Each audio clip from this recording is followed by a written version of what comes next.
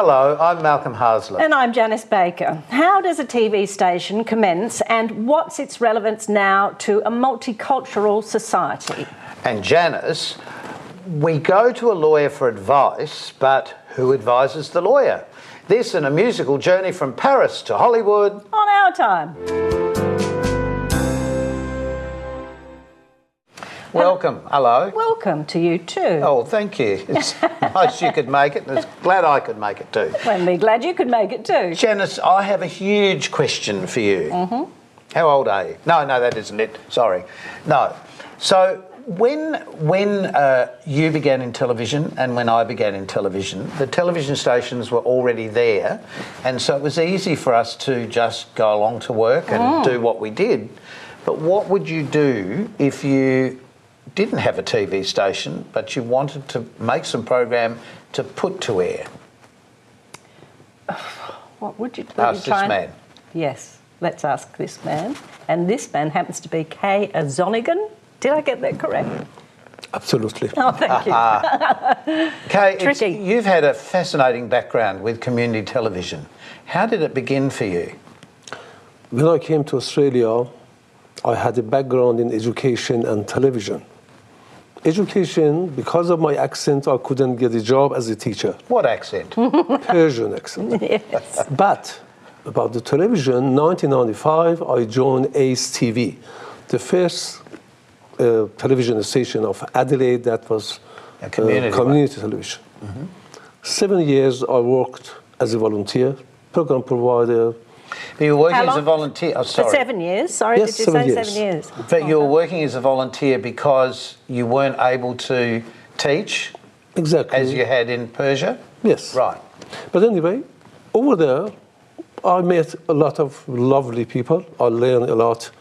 And I, a little bit, taught them as well. Because you were working television in Persia? But then that television station came to an end. And in that time, there was another volunteer at the station called Brian Dutton.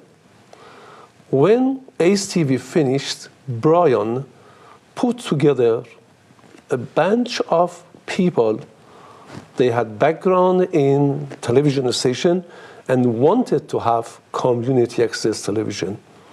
And after 2 years of hard work of that man and many others that I don't remember the name of many of them, Channel 31 been established. Yeah. And gone to air, I think, 25th of April or May 2004. Right. And I was one of the volunteers. You were there at the beginning. Right, from the start. The beginning. But it didn't actually have a home then, really, did it? It was sort of moving about from... Yes, we were a sort of refugee. Or something you were familiar with. Yes, first we started at UniSA, Underdale, for about a year. Mm-hmm. The building been sold, and Homeless Television moved to another building belonged to University of Adelaide in Theberton, and that was the beginning of our really growing. And you were saying that right at the beginning, basically nobody had anything. It was just people coming together and saying, "Oh, I can bring this along." And the station was a broadcaster. Mm-hmm. We didn't have any production. Everyone wanted. But one day, I talked to Brian, that became the manager of the station, and said, "We need a studio." He said, "We don't have any budget." Mm. And I asked him, if you and the board let me go ahead, I will make it. He said, "Can you?" Which you did. And I said, yes. But you did because you'd made a studio at home. Yes, we did. Tell because us that about time that I used to make my own television program, Call of the Beloved. Aren't you? Still making.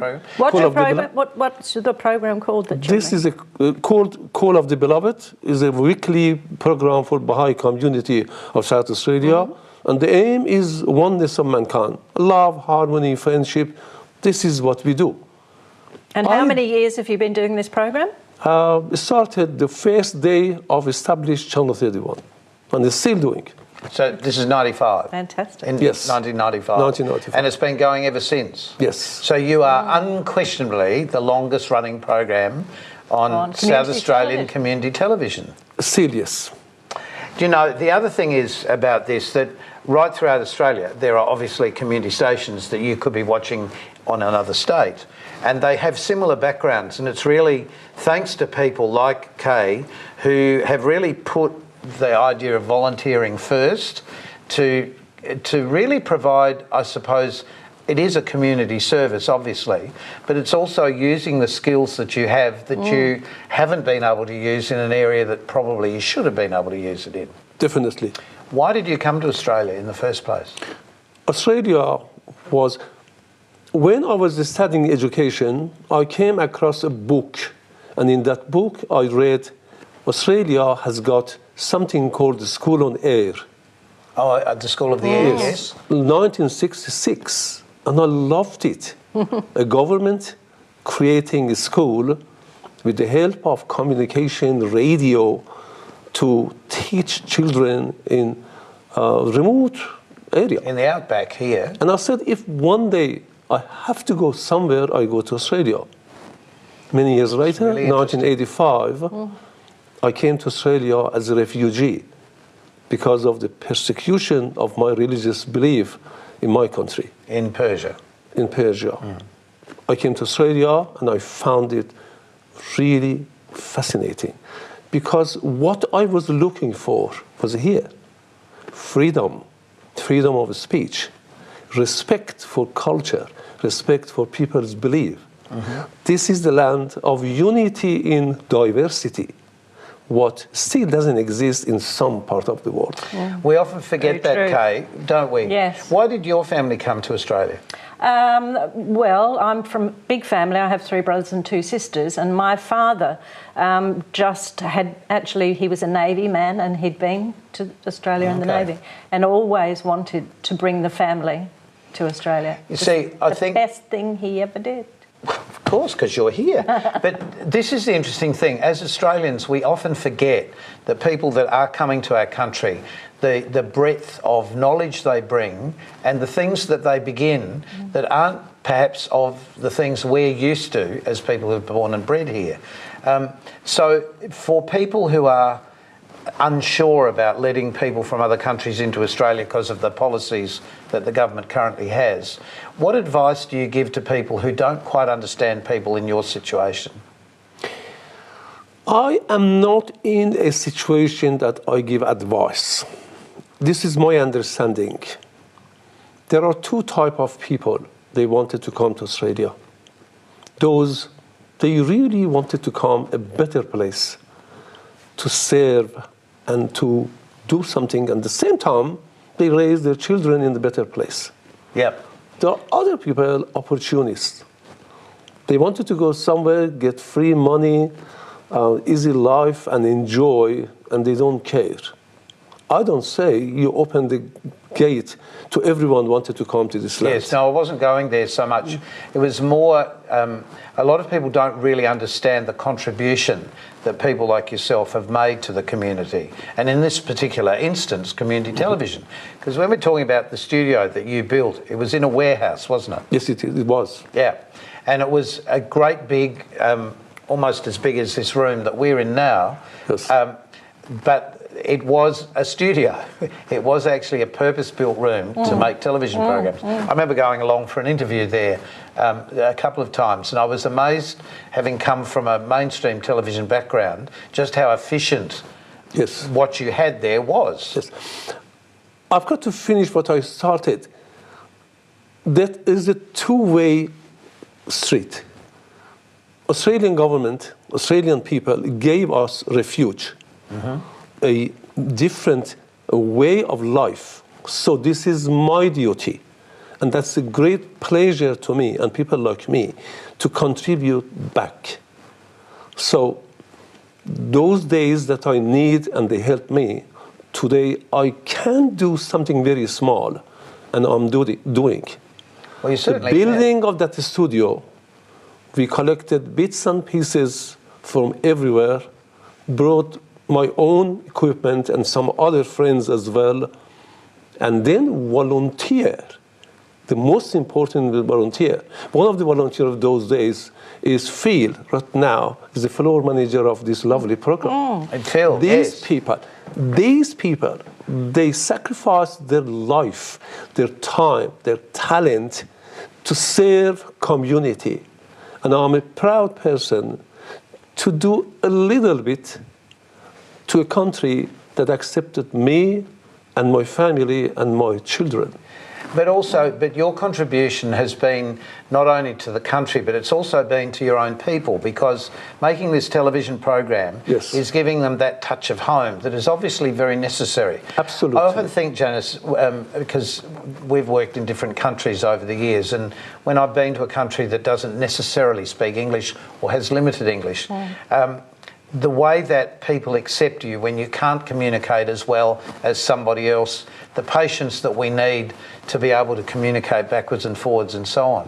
But I just think the fact that you've been making this program for so long, you've got to have the record in Australia as the longest running community television program. I have several thousand tape from those days, from 1997, that I did 5 years of early programs in English called Global Civilization.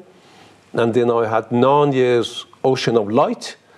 And from 2001, we changed the name to Call of the Beloved in Persian language.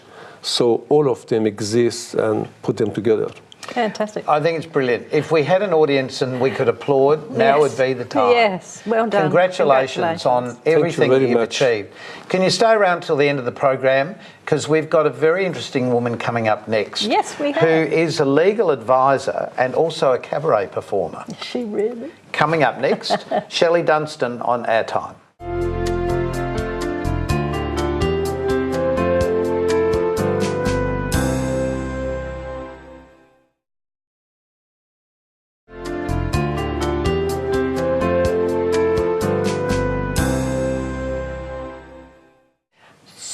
You took the words out of my mouth. A needle pulling thread. So a needle pulling thread. Exactly. But we're really here to talk about the law. Oh, I thought we were talking about cabaret. Well, we're really talking about both with our guest, Shelley Dunstone. Welcome to OurTime, Shelley. Welcome, Shelley. Thank you. Shelley, your life has really had, I would say, 3 main phases. Would you agree? Oh, I haven't thought about it that way. How would you put the 3? Well, first of all, the law. Yes. Then family. Yes. Then cabaret performer. Yes. So let's talk sort of all at once as well. Yes.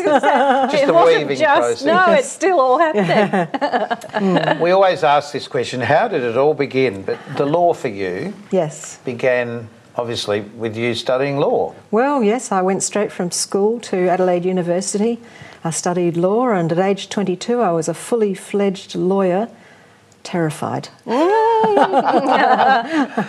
I guess it is frightening, though, because, you know, you're affecting people's lives in ways that you can't go back on. What sort of law was it, Shelley? I was a commercial litigator. Right. I did work across a range of areas, but mostly commercial litigation. Yeah. So business disputes between people and companies. So then you obviously had a family. Yes, look, I worked as a lawyer for 10 years full-time first up, and then I started my family. I had my daughter, and I was doing very full-on litigation, and it would have been very hard to do that full-time because, you know, full-time is not 9 to 5. And neither is a baby. No. Well, some nights you didn't go home, so I looked for something else to do, and I went teaching. I taught law graduates in the Graduate Diploma of Legal Practice, in the skills that they need to be admitted as lawyers. And you still had more children. I've got 2 children. Yes. And then where did this idea of being a cabaret performer begin? Have you always sung? Is it something that was there just dying to come out, or...? Funny that, not really. I sang in the choir at school. So it's a good start for many people. Yeah, it was a very serious choir. I was in it for 6 years. Yeah. And I loved it, but by the end of it, I was sort of up to here with, the discipline and the uniform, and I left it behind and didn't sing again for many years, just the occasional Christmas carol. Yeah. And it was probably about 10 or so years ago that I got back into it through a group called the Weekend Warriors. Now, a friend of mine was in the Weekend Warriors. It's a group that gets middle-aged people into rock bands.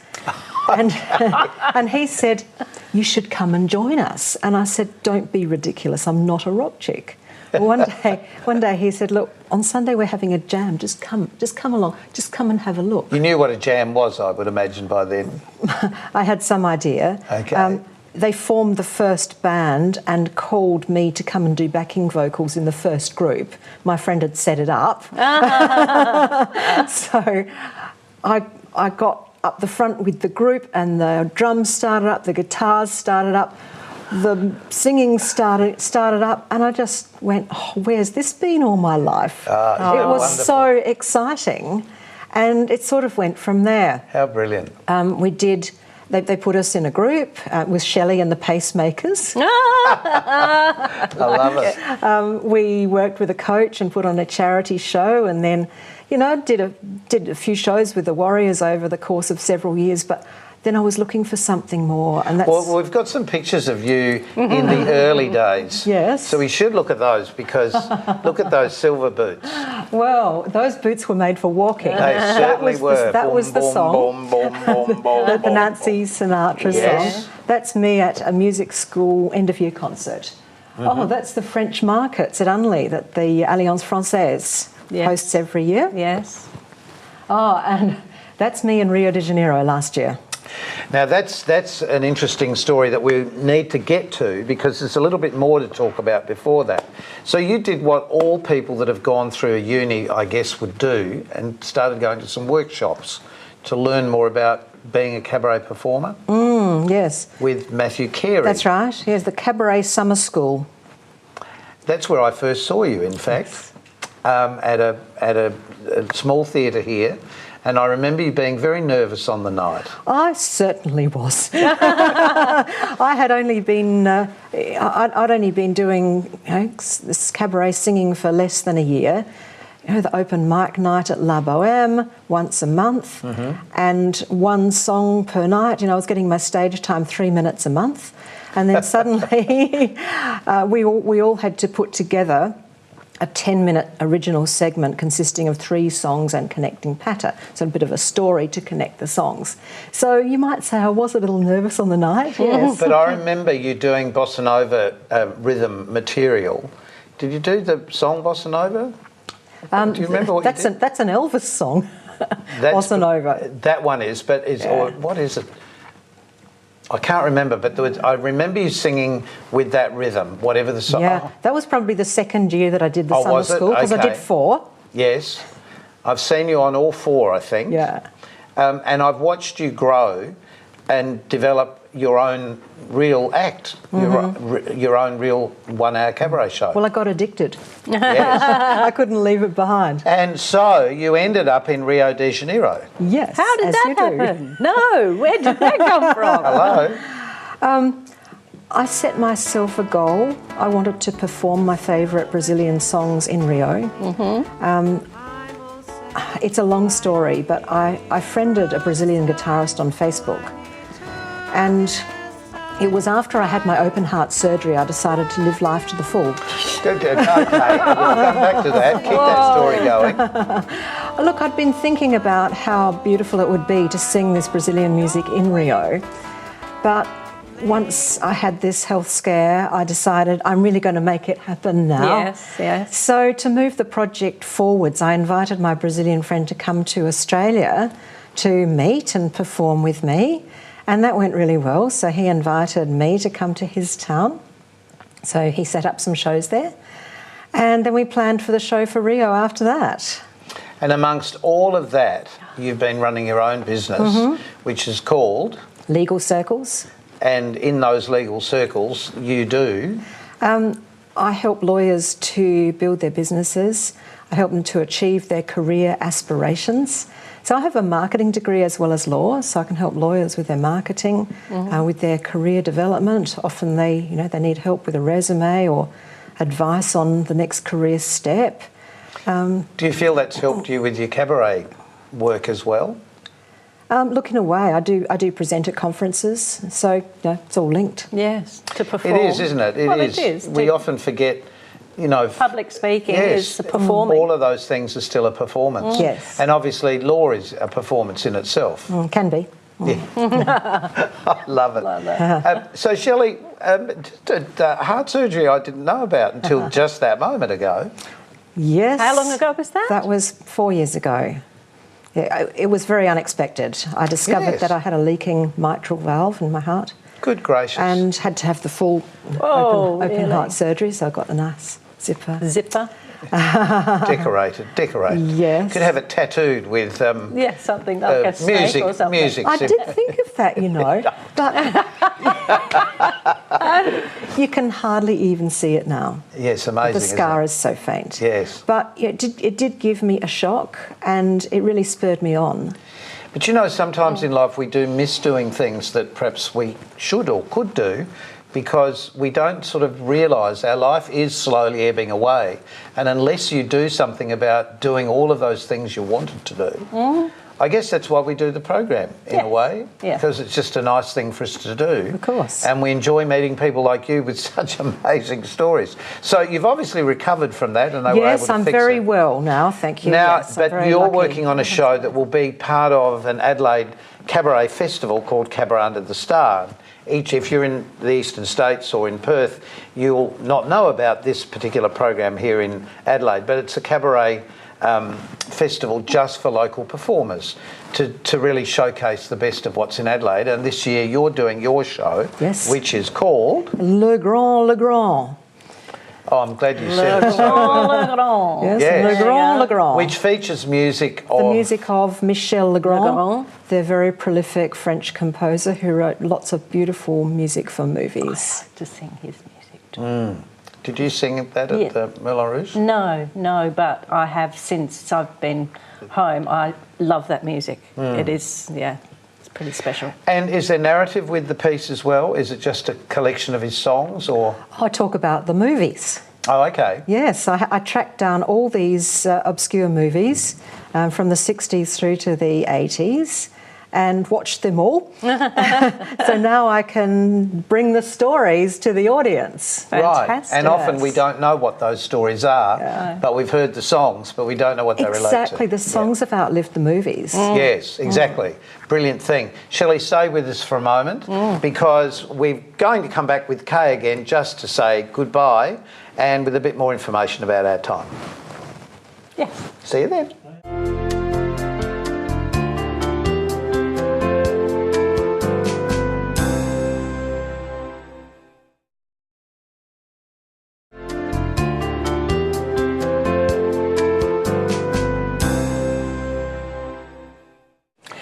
Kaiy's just joined us back again. Yes, he has. But I just wanted to ask Shelley, have you got any plans on your list to go anywhere else apart from Brazil? Any other songs that maybe French songs in Paris or? Look, I would, of course, love to, but the immediate plan is to go back to Brazil. Yes. My friend's arranging a Christmas concert in Brazil and he asked me if I'd like to come over and sing in that. Oh, how lovely. Brilliant. Yeah, fantastic. I think probably out of meeting these two lovely people, the real story is get out and live your life no matter what age you are and try and fulfil the dreams that you have in life. Would you agree? I do. And not necessarily to start a community station like you've done, but continued success with what you're doing. Do you plan to keep producing your program sort of forever? Not forever, because nothing is everlasting, but as far as I can, and my health let me, I will serve community.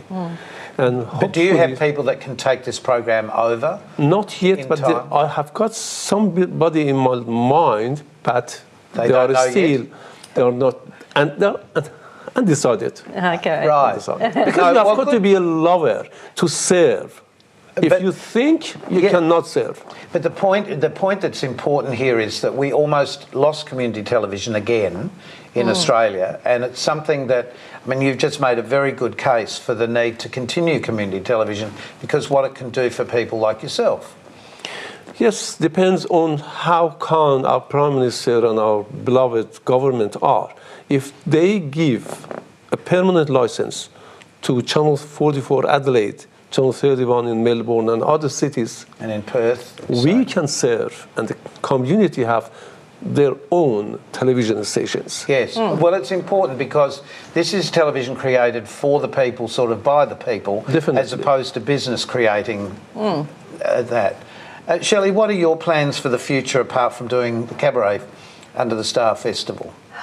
Well, the trip back to Brazil for sure, and I've translated the lyrics of some original songs that my friend has written, and we'll be recording a CD. Oh, well done. Brilliant. Congratulations. So, look, great success with that. Yeah, Great thank success you. with the Yeah. Cabaret Festival coming up.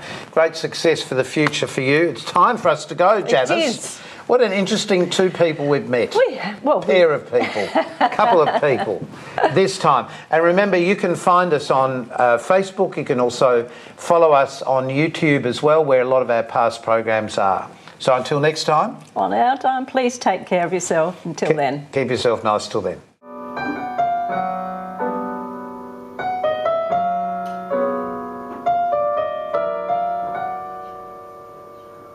Once upon a summertime, if you recall.